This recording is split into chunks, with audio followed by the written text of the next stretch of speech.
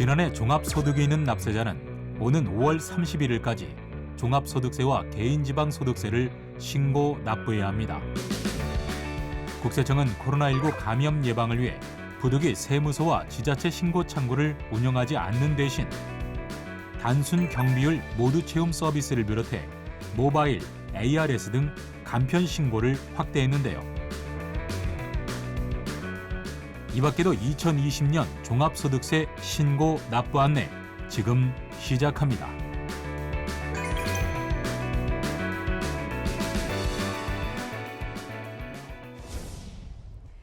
일 년 넘게 지속된 코로나19 사태로 인한 경제 위기 극복을 위해 국세청에서는 적극적인 세정 지원을 실시하고 있는데요.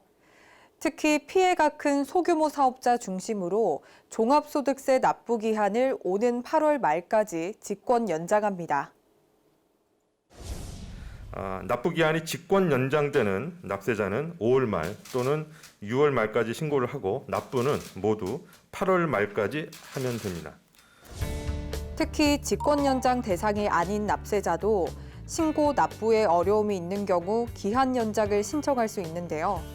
연장된 신고 납부 기한 이후에도 피해가 해소되지 않은 경우 신청에 의해 추가 기한 연장이 가능합니다. 아울러 납부 기한이 직권으로 연장된 납세자는 기한 연장에 따른 납세 담보를 제공하지 않아도 되며 신청에 의해 기한이 연장된 경우에도 영세사업자는 연장된 세액의 최대 1억 원까지 납세 담보 제공이 면제됩니다. 특히 착한 임대인이 세액공제를 신청하는 경우 8월 말까지 납부 기한이 자동 연장되는데요.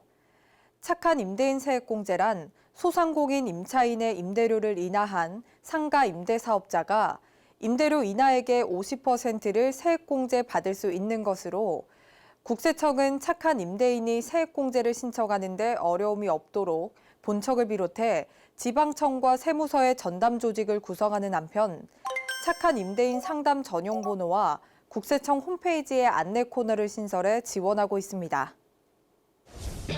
또한 코로나19 확산으로 인해 특별 재난지역으로 선포된 지역의 중소기업 사업자는 감면 대상 사업장 소득세의 최대 60%까지 세액 감면을 받을 수 있습니다. 코로나19 감염 예방을 위해 부득이 세무서 현장에서의 신고 지원을 축소하는 대신 납세자 수요에 맞춰 실질적으로 도움이 되는 간편 신고 서비스를 크게 확대하여 제공합니다.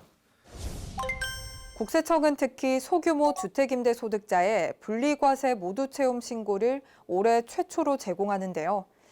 또 사업소득만 있는 경우 제공하던 단순 경비율 모두 채움을 연금, 기타 소득이 함께 있는 사업자까지 확대한 것은 물론 단순 경비율 근로소득만 제공하던 모바일 신고를 분리과세 주택임대 소득, 종교인 소득, 비사업자 등까지 확대하고 단순 경비율 모두 채움만 제공하던 ARS 신고는 종교인 소득 모두 채움까지 확대해 제공합니다. 아울러 단순 경비율과 근로소득은 세법 규정과 용어 등을 몰라도 쉬운 질문과 답변으로 신고할 수 있는 대화형 신고 서비스를 신규로 제공합니다. 또 로그인 시 안내문 조회부터 납부까지 단계를 납세자별 맞춤형으로 안내하는 내비게이션을 이번 종합소득세 신고부터 최초로 제공하는 등 홈택스 이용 편의도 개선했습니다. 성실 신고에 도움이 되는 다양한 자료를 홈택스 신고도움 서비스에서 제공합니다.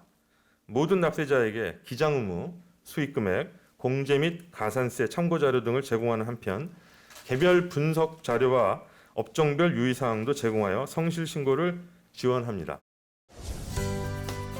지난해부터 개인지방소득세를 시군, 구청에 신고하는 지방자치단체 신고제도가 시행되고 있죠.